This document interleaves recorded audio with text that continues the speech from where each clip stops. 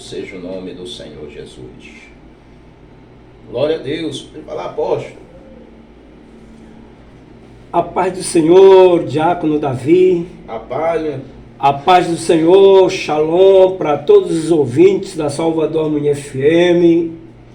É um prazer estar junto com você para a gente reiniciar a nossa ministração do estudo do Apocalipse.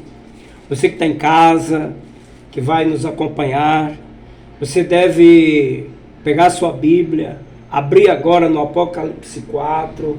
O nosso querido Diácono Davi vai fazer a leitura oficial do Apocalipse 4, capítulo todo. Quantos versículos aí, Diácono? São 11 versículos. Vai ler ele todo e nós vamos daqui a pouquinho terminar de completar nosso pensamento. Diácono Davi. Glória a Deus. Vamos ler em nome de Jesus.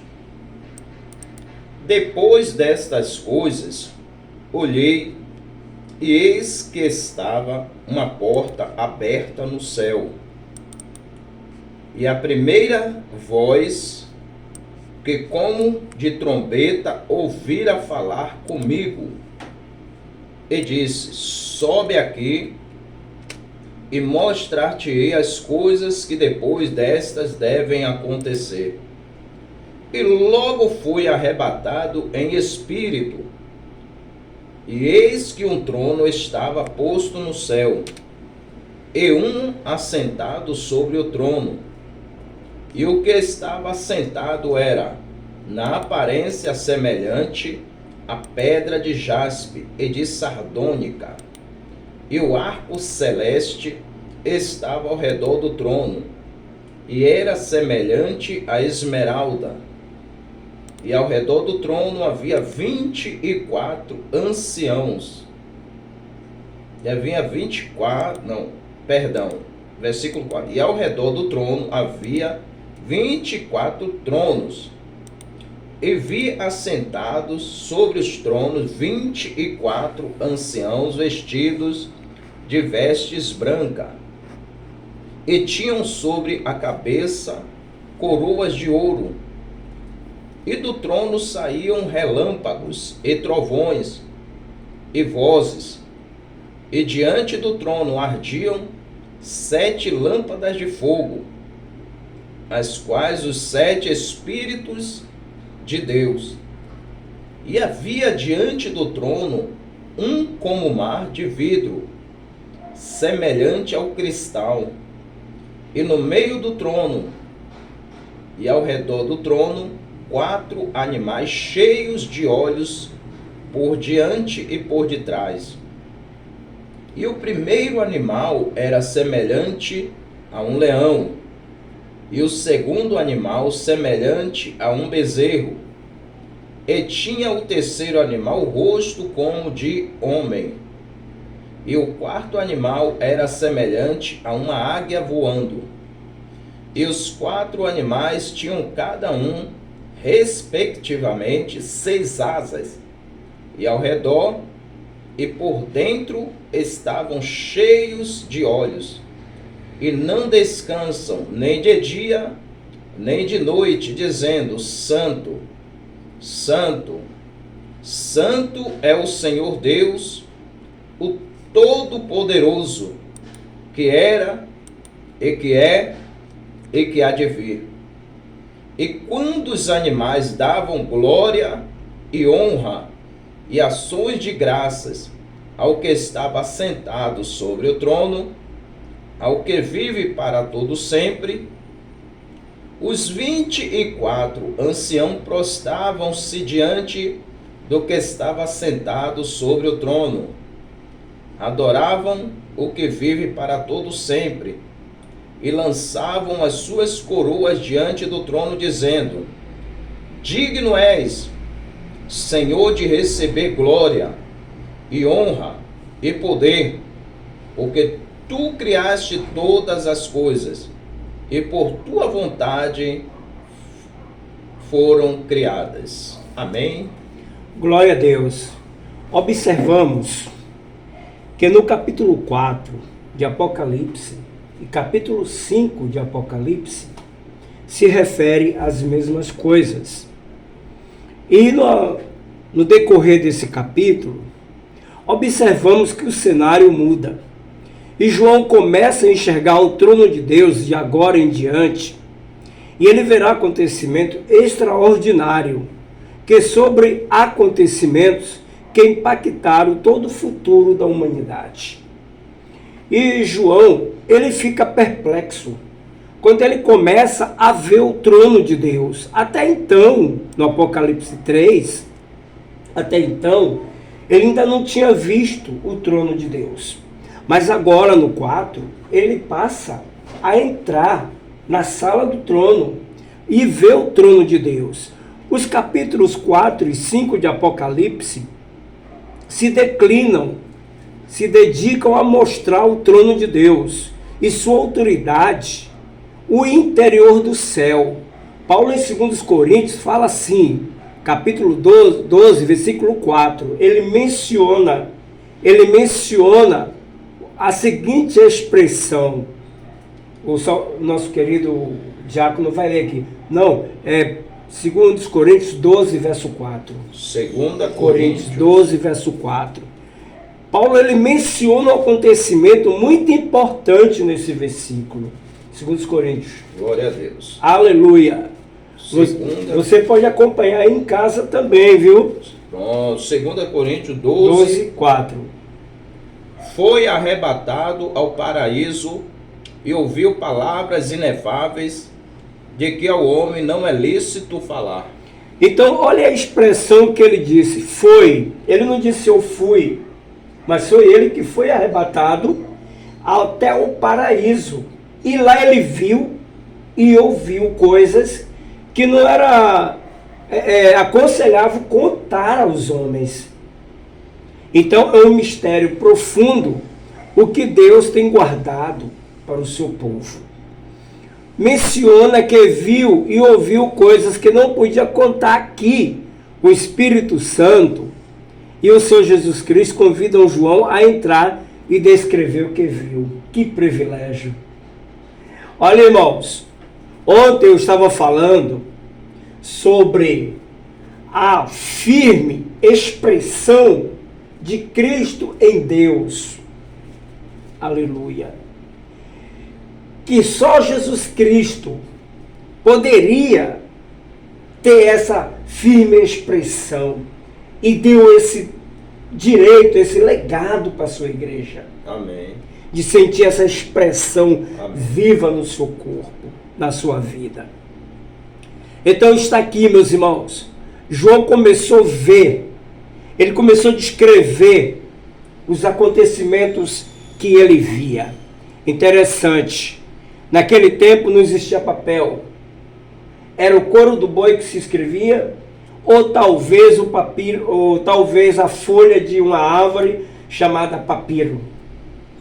Então ele começou a escrever a soberania de Deus, a nítida aqui, é nítida aqui. Ele nos mostra que apesar de tudo, o seu controle da história está em sua mão. E ele faz isso por meio de Jesus Cristo, seu Filho. Ele está assentado no trono. Olha, uma pessoa que foi até o trono de Deus e confirma isso para a igreja de Jesus. O Filho de Deus, Jesus Cristo, que está sentado no trono de Deus, à direita da majestade de Deus. Ao do trono estão 24 anciãos, esses seres viventes, muitos trovões e relâmpagos. Glória a Deus. Então nós temos aqui, muitas vezes, a gente se pergunta, quem são esses 24 anciões? Boa pergunta. Até eu estou curioso, apóstolo. Os 24 anciões, não adianta a gente dizer, é Derivaldo, é Davi, é o evangelista Cosme. Não adianta a gente especular. Esses 24 anciões são seres angelicais, comissões especiais. Teikalama-shurikanto de Vaz, que o Senhor tem reservado para nos contar os acontecimentos. Teika lamassurikas. Isso não quer dizer que o Senhor não possa vir nos contar. Ele pode sim, mas ele tem os seus especiais. Aleluia. Os 24 anciões são provavelmente uma representação do povo de Deus, citado no livro do Apocalipse. Mas há também outras interpretações sobre a identidade dos 24 anciões, especialmente aquele que diz eles são seres celestiais. Então, os 24 anciões são mencionados pela primeira vez na Bíblia pelo apóstolo João, ao registrar a visão que teve do trono de Deus no Apocalipse 4, verso 10, o qual você pode acompanhar aí, leia aí para a gente refrescar a memória dos nossos ouvintes. Apocalipse verso 10. Verso 10. Os 24 anciãos prostravam-se diante do que estava assentado sobre o trono, adoravam o que vive para todo sempre e lançavam as suas coroas diante do trono, dizendo: digno és, Senhor, de receber e honra e poder, porque tu criaste todas as coisas e por tua vontade são e foram criadas. Então, meus irmãos, do Apocalipse 5, verso 8 a 14, a gente não vai ler todo, que é para ganhar tempo. Você pode acompanhar aí e ver que tudo que está registrado no 4 está no 5. Lê aí o versículo 14, lê o 8 e pule para o 14. Do capítulo 5. Capítulo 5. Do Apocalipse. Versículo 14. Não, lê o versículo 8 e o versículo 14, e vê se não é a mesma coisa. E havendo tomado o livro, os 4 animais e os 24 anciãos prostaram-se diante do Cordeiro, tendo todos eles harpas e salvas de ouro cheias de incenso, que são as orações dos santos. E os 4 animais diziam amém, e os 24 anciãos prostraram-se e adoraram ao que vive para todo sempre. Eu quero ressaltar aqui que esses animais eram termos figurativos. No céu não tem animal. Não. Deus, para mostrar a João, para ele entender a João, para João entender naquela época bem melhor, teve que figurar, fazer a figuração de um exemplo. Então, observamos que os anciões, os 24 anciões, ele prestam adoração. Ele tira as suas coroas da cabeça e se prostra no chão, adorando aquele que vive e que reina para todo sempre. Quem é que vive e reina para todo sempre? Deus. Jesus Cristo. Jesus, Deus, Espírito Santo. Na sua infinita misericórdia e bondade. Depois, na sequência do mesmo livro, o escritor bíblico menciona os 24 anciões, algumas outras vezes, exemplo, Apocalipse 11, que a gente vai chegar lá, versículo 16, 18, Apocalipse 19, até o versículo 4, nós vamos chegar lá. Nós não vamos pular para lá não, tá bom? Então você aí vai acompanhar e vai lendo aí. Nas passagens bíblicas, os 24 anciões aparecem vestidos com roupas brancas, com coroas de ouro em suas cabeças. Eles se assentam em 24 tronos, possuem harpas e taça, ouro, com incenso. Glória a Deus. Eu quero ressaltar aqui que este incenso não é aquele incenso aromático que a gente compra nas casas de erva. Não. É a minha, é a sua. São as nossas orações que cheiram, que perfuma o trono de Deus, que perfuma o trono do Senhor. E esses anciões, esses seres celestiais, especiais, eles têm nas suas mãos a harpa. Mas não é uma harpa que a gente abre para cantar, é um instrumento de cordas. Eles tocam noite e dia. Aliás, bem melhor, lá não existe noite nem dia, que tudo é uma coisa só. Então eles tocam, louvam, outros têm seus incensários cheios, suas salvas cheias das orações da igreja, que suplicam, que oram, e eles apresentam diante do trono. Olha, minha irmã, olha, meu irmão, muitas vezes você pode dizer assim: Deus não está me ouvindo, a minha oração não saiu do telhado. Engano seu. Saiu, está dentro da salva dos 24 anciões e está sendo representada no trono de Deus. Aleluia! Para você saber que o Senhor nunca te deixou, nunca te desamparou. Você crê nisso, irmão? Na passagem bíblica, os 24 anciões aparecem vestidos de roupas brancas. O branco significa a justiça de Deus. Linhos. A Bíblia fala que a roupa é de linho branco, a justiça de Deus na nossa vida. Na vida, Jesus Cristo hoje é trajado de branco, não é verdade? Ele só se apresenta de branco. Isso significa a justiça de Deus na vida do cristão, na vida da igreja, porque está por vir ao mundo essa justiça. Está por vir. A identidade dos 24 anciões. Há muita interpretação sobre a identidade dos 24 anciões. Eu vou ficar o que diz lá em Apocalipse, lá em Deuteronômio 28, que fala que as coisas encobertas pertence a Deus. E as reveladas nos pertence. Então, para que eu quero saber o nome deles? Se não está escrito, eu vou adivinhar? Os adivinham não tem É que nem quando Moisés teve o encontro, né? Exato. E perguntou, se eles me perguntarem como é o teu nome, o que é que eu vou dizer? Então, diga, eu sou o que sou. Eu sou o que sou. Então a gente fica com a identidade de Deuteronômio 28, que fala que as reveladas é para a igreja, mas ocultas a Deus pertence. Amém. Então, o importante é que a gente seja edificado com os estudos que estamos aqui ministrando, né? A primeira interpretação defende os 24 anciões como seres angelical. Essa interpretação se apoia na foto de que outras passagens bíblicas dizem que os anjos vestem roupas brancas, fazer uma comparação, né, do versículo 20 de João e do capítulo 20 de João, versículo 12. E se organizam em classe ou hierarquia angelical. Colossenses 1,16, lê aí. Qual? Colossenses 1,16. Colossenses. Colossos.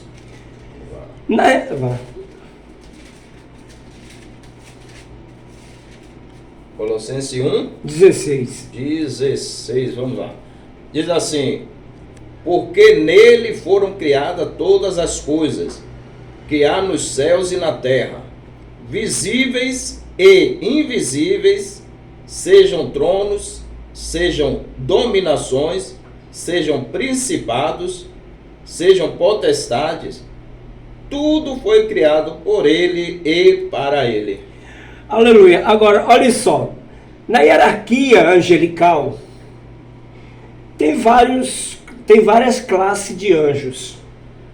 Temos os serafins, que são anjos adoradores, que adoram, aliás, temos serafins, que são aqueles anjos que estão na presença do Senhor, servindo a Deus, como o profeta Isaías mesmo, lá em capítulo 6 de Isaías, ele descreve: e eu vi o trono de Deus e os serafins, que uma asa cobria o rosto de Deus e a outra eles abanavam. Essa era a interpretação de Isaías quando viu. Existe também os anjos querubins, que guarda, são os anjos da guarda, que guardou o Éden, não é? Exige anjos adoradores e os mensageiros de Deus. É que eu não passei o olho na matéria angelologia para trazer, mas aquilo que a gente conhece está dentro da gente. Então, para você ver, meus irmãos, que Deus é ético. Deus não faz nada fora da ética. É tudo no seu devido lugar. No seu devido Ele padrão. Com ordem e decência. Quer ver outro exemplo muito claro para a ética de Deus? Foi quando Maria, mãe de Jesus, no primeiro milagre de Jesus, Ela chegou para ele e fez: filho, o vinho acabou. Qual foi a resposta dele? Quer que eu tenha contigo? Ainda não é chegada. É engraçado se eu me estou dando aqui risada, porque a resposta é de Jesus. Logo para a mãe dele. Para você pareceu ver. O quê? Uma resposta cômica, braba, né? brava. Não, mas é para que nós entendamos e podemos entender que Deus tem horário, tem hora. O céu é organizado. Assim também como a matéria satanologia, que é a matéria estudando os demônios. Todos eles têm uma hierarquia. E você vê que começa na terra, né? Pelas forças armadas. Todos eles têm uma hierarquia. Então é bom entender isso para que você possa respeitar a classe hierárquica da sua igreja. Respeitar o seu pastor presidente, seu pastor vice, e aí vai. Respeitar os evangelistas, respeitar os presbíteros da sua igreja, respeitar os missionários, diáconos da sua igreja, a sua liderança. Quem Deus colocou acima de você é seu líder. E você deve satisfação, obediência a esta pessoa. Ah, mas ele está errado. É com ele e Deus. Isso não tem nada a ver com isso. Deus é quem está nele trabalhando. Não esqueça o que foi dito aqui, que tudo foi criado para ele, por ele, e o que mais aí? Completa aí. Versículo 12. Versículo 12. Ou foi 16? Foi 16. Porque nele foram criadas todas as coisas, que há nos céus e na terra, visíveis e invisíveis, sejam tronos, sejam dominações, sejam principados, sejam potestades.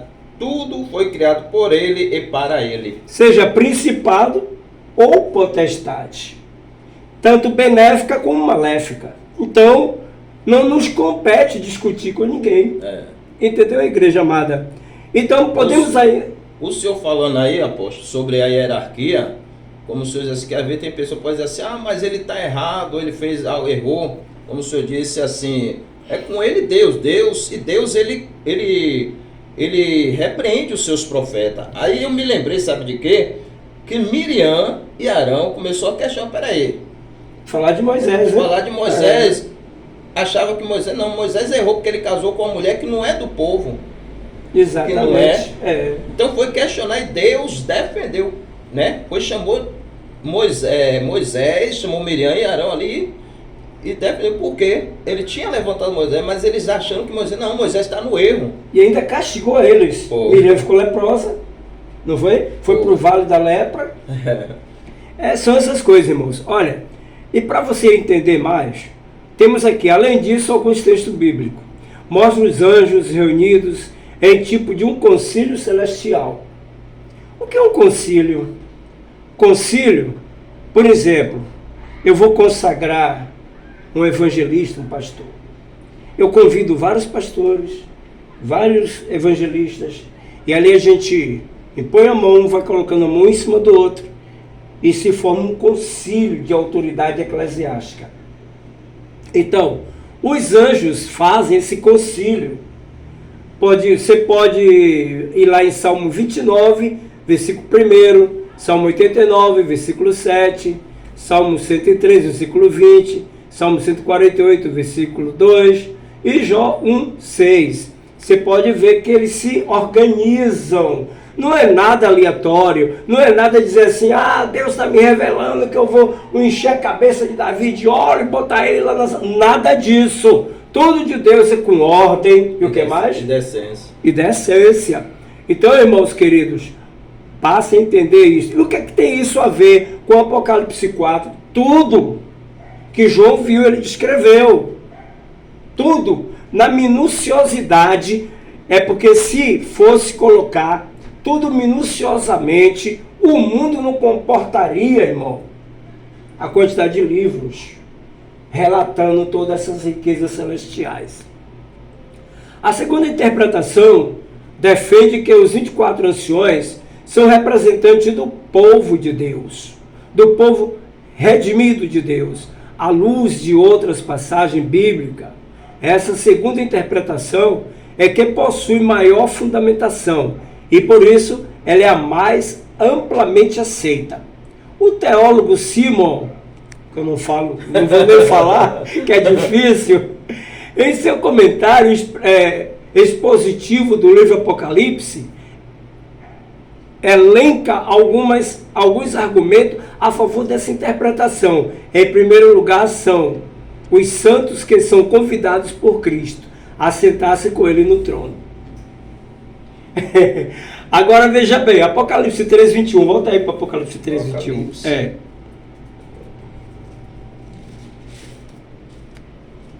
3:21. 3:21. Isso. Ao que vencer, lhe concederei que se assente comigo no meu trono, assim como eu venci e me assentei com meu Pai no seu trono. Olha aí, que promessa. Promessa acompanhada de profecia. Agora me explica aí, apóstolo. Que trono, esse trono aí, quer dizer, é o mesmo trono? Que trono grande é esse? Olha, dá até pra gente imaginar.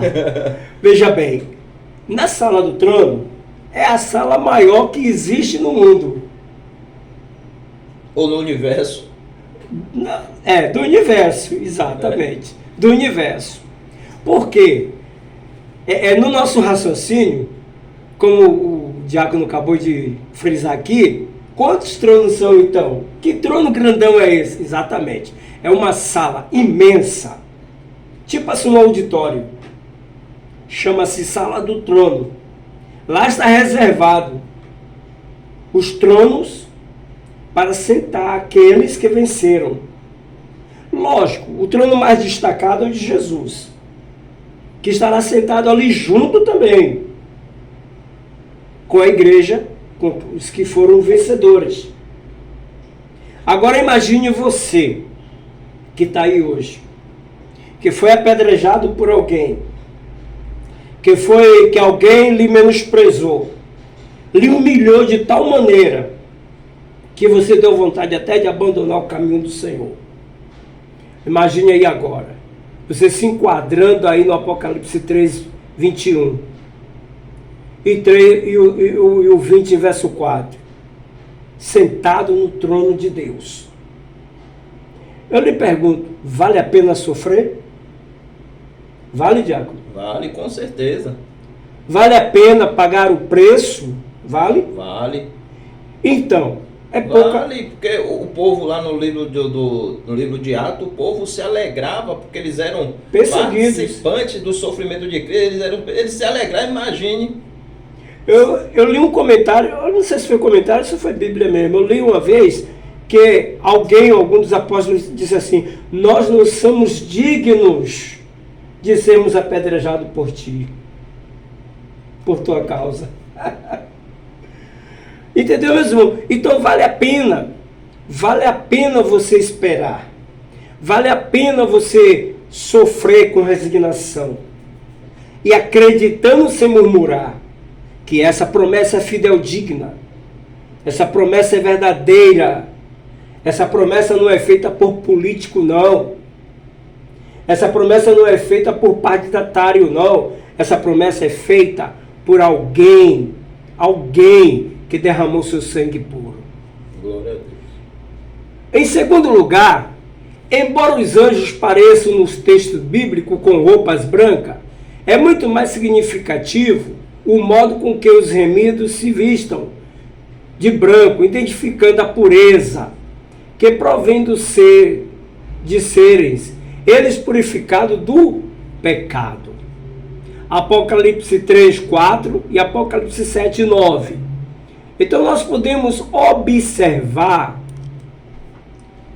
que João, nesse mesmo capítulo, ano 5, ele enxerga aquela grande multidão. Só que eles estavam com vestes brancas, salpicadas de sangue. Ele olha para um dos anciões e faz assim: meu senhor, quem são aqueles? Sabe a resposta? Aqueles que veio da tribulação? Esses são aqueles que venceram a grande tribulação e não se contaminaram com mulheres. Então, de um jeito ou do outro, a multidão se apresenta de branco ao Senhor. A multidão se apresenta de branco ao Senhor. E aqui no céu, os anjos são a nossa referência, porque as vestes deles são brancas. Glória a Deus. A Bíblia diz que é branca, não é azul nem rosa não. É branca. Branca mesmo. Então o branco significa pureza, como a justiça de Deus. E que na guerra o branco é simbolizado por paz. Napoleão Bonaparte mesmo, quando ele voltou da guerra, ele entrou em Roma num cavalo de cor branca, porém chamado branco também, todo vestido de branco. Ele quis imitar Jesus, porque lá no último capítulo de Apocalipse a gente vê descer do céu o cavaleiro branco, com todo branco, um cavalo branco, com a espada desembanhada e na coxa escrito Rei dos Reis, Rei dos Reis, Senhores dos Senhores, que é Jesus Cristo, né, meus irmãos? Mas isso aí fica lá para o andamento.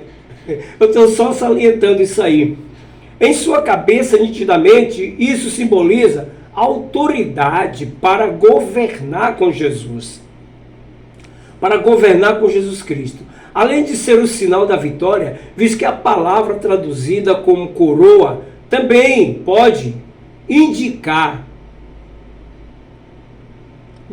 guirlanda dada aos vencedores. 2 Timóteo 2,12, confira aí. 2 Timóteo 2,12. Guirlanda, que é a mesma coroa. Glória a Jesus, guirlanda. 2 Timóteo 2, versículo 12. 2,12. Se sofremos, também com ele reinaremos. Se o negarmos, também ele nos negará. Tá vendo aí? Vamos comparar agora com Apocalipse 3, versículo 21. Apocalipse 3, versículo 21. Ao que vencer, lhe concederei que se assente comigo no meu trono, assim como eu venci e me assentei com meu Pai no seu trono. No Apocalipse 5, 10, Apocalipse 20, verso 4 a 6, e Apocalipse 22, 5, fala a mesma coisa, dessa vitória, desse sentar no trono. Jesus sentou ao lado do Pai, ao lado de Deus, e nós sentaremos, se vencermos, é claro, se vencermos, nós sentaremos sim, ao lado, sentaremos no trono de Deus, ou no trono de Cristo, sentaremos na sala do trono, seremos recompensados pelo sofrimento, pela luta. Também vem lembrar a palavra ancião, traduz no grego presbítero, que a palavra do grego aqui é presbútero. Presbiterion. No grego é presbútero. Presbútero. E aqui é grego. Presbiterion. Presbiterion. Né? E aí vai. Esse termo jamais é aplicado aos anjos.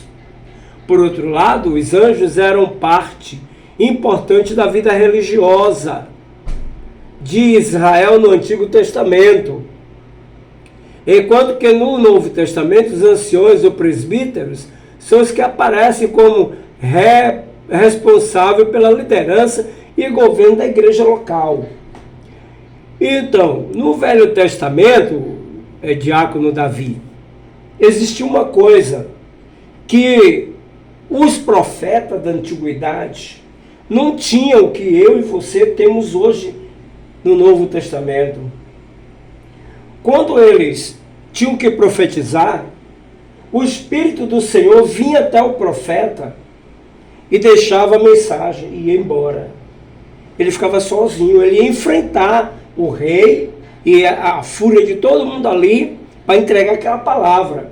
Hoje não, hoje a gente tem o Espírito Santo que nos ensina, nos educa, que fala em nossa boca, que usa nossos lábios como microfone para falar ao povo. Hoje nós temos esse privilégio, irmãos. Não é verdade?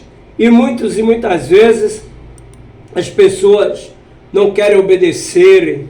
Ah, não estou aqui para obedecer homem. Não, eu obedeço a Deus, o homem não.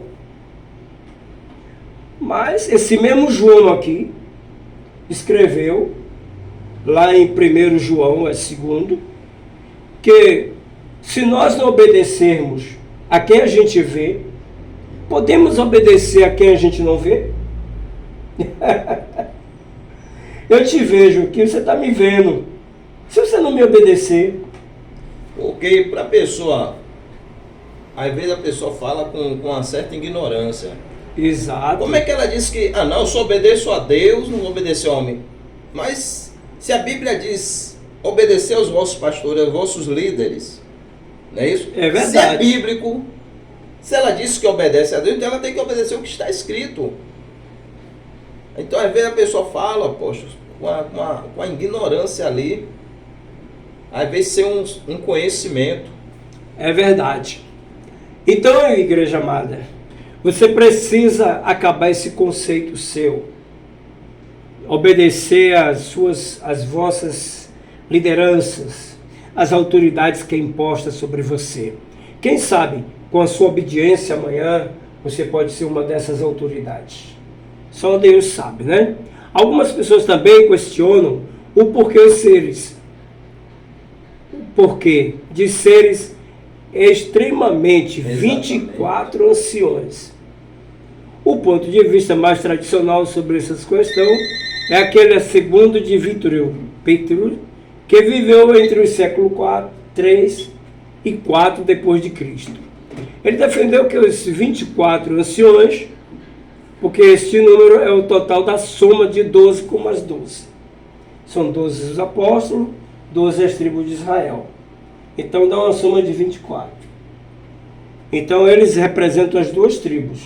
Os 12 apostolados, não é? E as 12 tribos de Israel. Interessante, né? Tá aí, para matar a curiosidade de vocês. Os 24 anciões, eles é uma figura que representam as 12 tribos de Israel e o apostolado, os 12 apóstolos. Porque são um número total somado mais de 12, sendo 12 patriarcas. Ainda tem também os 12 patriarcas, né? Que eu não coloquei na conta. Verotestamentário e 12 apóstolos neotestamentários.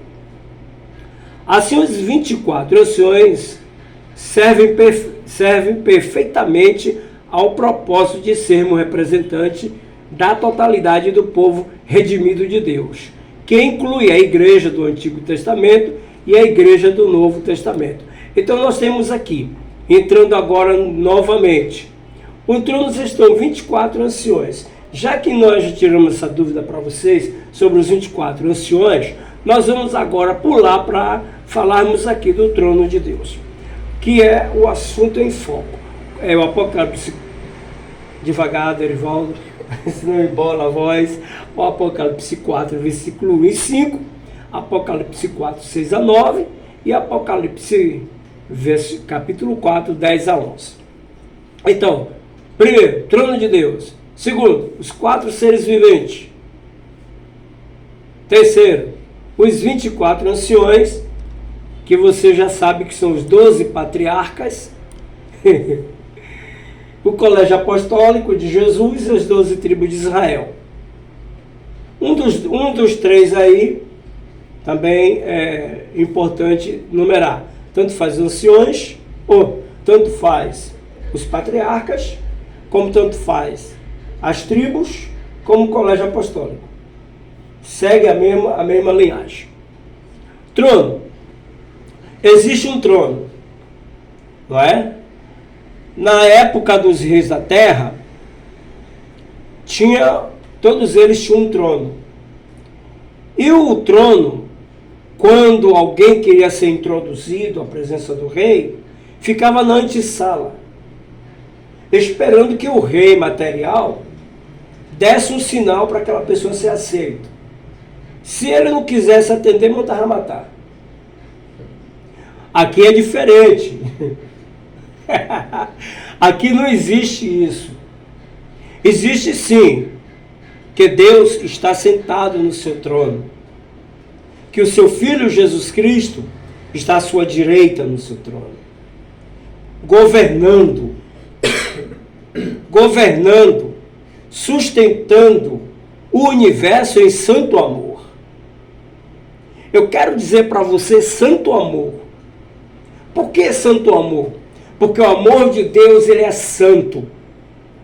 Ainda que pareça assim meio complexo, meio vingativo, mas ele é santo. Santo mesmo. Interessante que a justiça de Deus, quando vem ao mundo, vem em santo amor também. Amém. Sabia? Que Deus criou o universo em um santo amor. Glória a Deus. Criou eu e você em santo amor. Ele não fez o homem mau.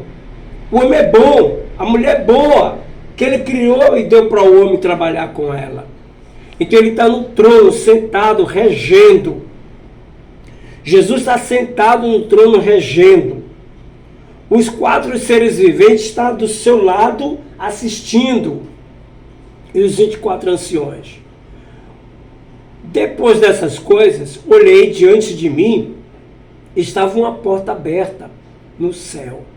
A voz que tinha ouvido no princípio falando comigo, como trombeta, disse: suba para cá e lhe mostrarei o que deve acontecer depois dessas coisas.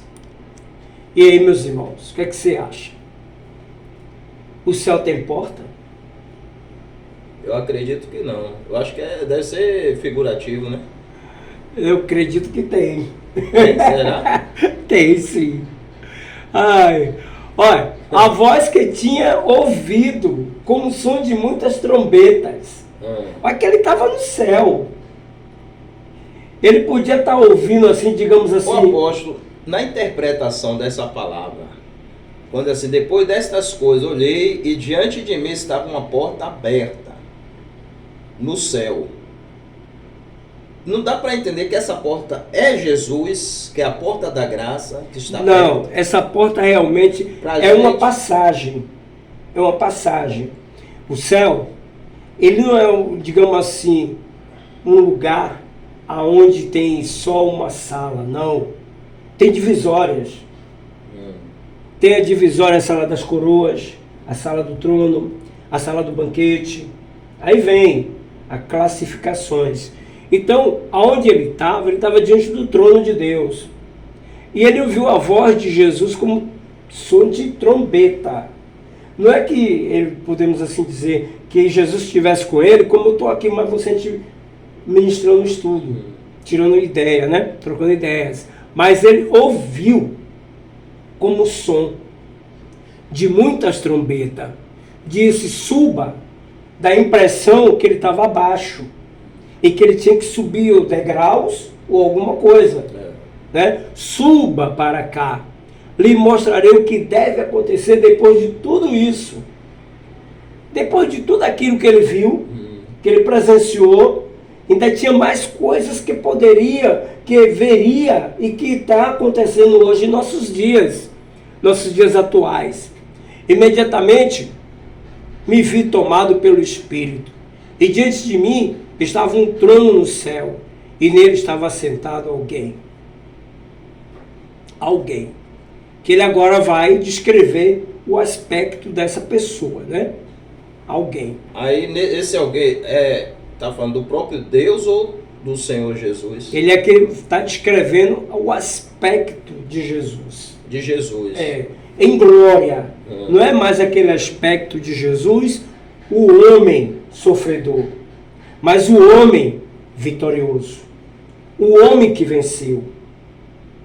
Porque pelo fato de Jesus ter vencido e ter recebido seu corpo glorioso, ele continua sendo homem. Continua sendo homem em corpo glorioso, com todas as marcas do sofrimento que foram causadas aqui na terra. para servir de testemunho à igreja. Então, ele começa a descrever aqui, ó. Estava sentado, era de aspecto semelhante a jaspe. Ouvinte, você sabe o que é a pedra de jaspe? Está ouvindo? Você sabe o que é a pedra de jaspe? É uma das maiores e brilhantes especiarias de ouro não, jaspe. Ela brilha,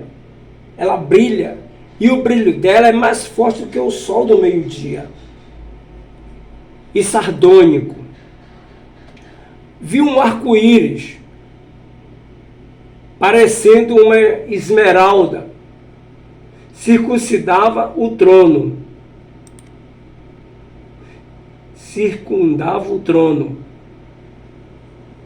Ao redor, o qual estava outros 24 tronos, e assentado neles havia 24 anciões.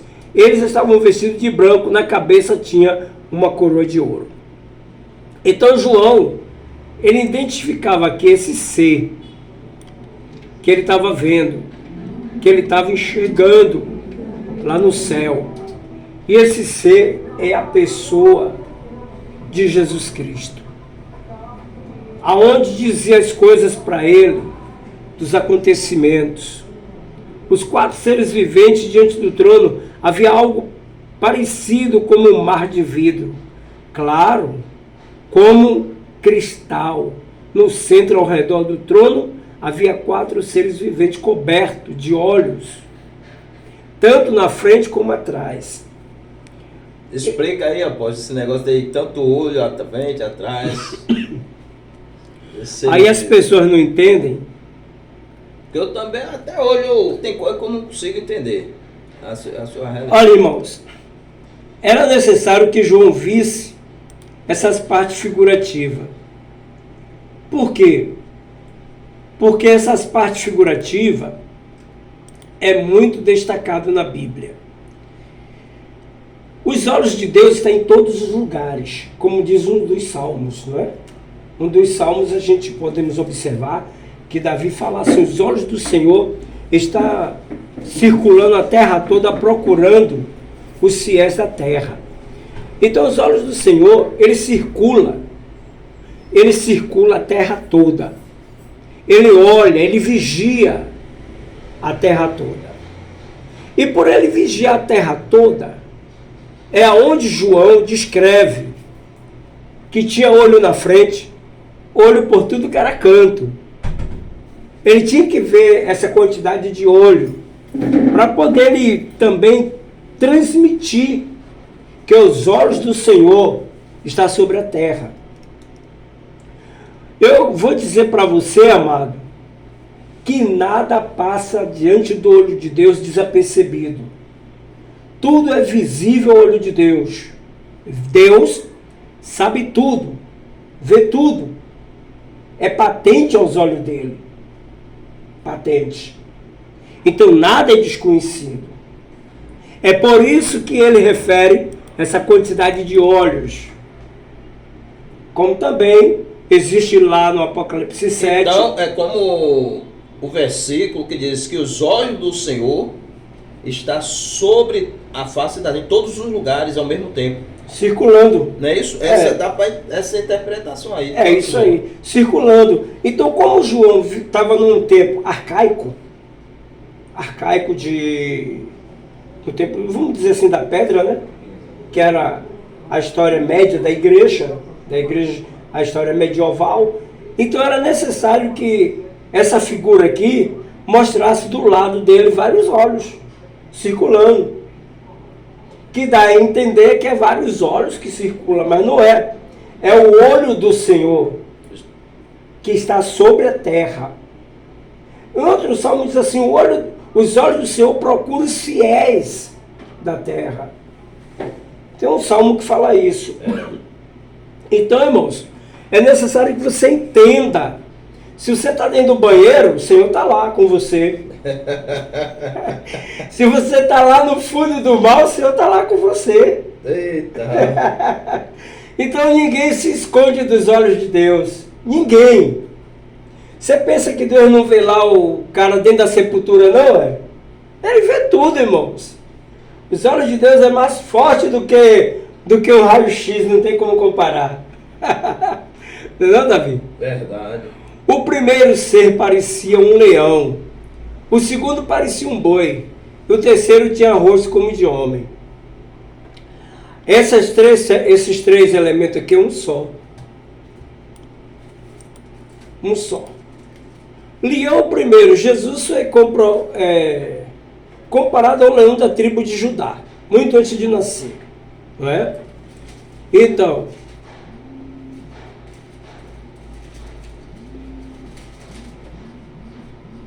o primeiro parecia um leão, o segundo parecia um boi, e o terceiro, o rosto como de homem. Leão, coragem, boi, força, e homem é o que ele é. Não deixou de ser. Então tudo isso aí descreve a aparência do Cordeiro de Deus. Parecia uma águia como voo.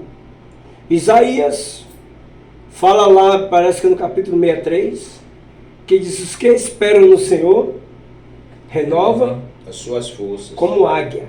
Quanto mais a águia voa, mais ela descansa. É a árvore que voa mais alto. A ave que mais voa alto, a única ave que entra no lamaçal e não suja seus pés. Ela enxerga 8 quilômetros de distância. A única ave que se sacrifica quando chega o tempo de mudanças, não é? E a Bíblia manda a gente tomar por exemplo. A paciência, a coragem e o descanso da águia. Então Jesus é comparado a tudo isso aqui, no livro do Apocalipse. Que é para a gente entender, irmãos, que a igreja do Senhor, ela precisa voar igual a águia. Ela precisa descansar no Senhor igual a águia. Quanto mais... Interessante, ela podia cansar, quanto mais bate as asas para voar. Aí, quanto mais alta ela vai, mais ela descansa. Não é interessante? Quanto mais alto... Quanto mais alta ela voa, ela descansa. A águia renova suas forças. O que é renovar? Isso dá até uma pregação. Dá, sim. Porque quanto mais alto... que eu não sabia disso não, estou sabendo agora. Exato. Quanto mais alta ela voa, mais ela descansa. Descansa. Aí trazendo para a nossa vida, quanto mais perto... A gente se achar de Deus... Nós descansamos. É por isso que a Bíblia fala assim... Descansa no Senhor, espera no Senhor. Boa. É vivendo e aprendendo. Entendeu? Então a igreja precisa ser paciente. Amém. A igreja... Outro dia aqui um ouvinte passou um áudio para mim. Eu tenho pressa. Que o senhor ore por mim. Eu digo, tá bom, você tem pressa. Agora, se Deus vai te ouvir com pressa, eu não sei. Não ouve. Deus não atende o coração... A pessoa inquieta demais. Ansioso. É ansioso porque a pessoa não confia, não está confiando. Não confia de maneira nenhuma. É ansiedade pura. E o Senhor não contempla. Então é pegar uma oração e dizer assim, eu vou jogar pela janela. Não é, Davi? Não é, Diácono? É a gente pegar e jogar fora. Então tá aqui. As horas estão indo embora, nós vamos dar um espaço aqui, já acabou. Nós vamos dar um espaço aqui para ouvir os áudios aí dos irmãos que devem estar colocando aí. Falta 13 minutinhos. É o tempo que você vai ter aí para ajeitar aí. E o tempo aqui que o computador está pedindo para reiniciar. Pode olhar os áudios.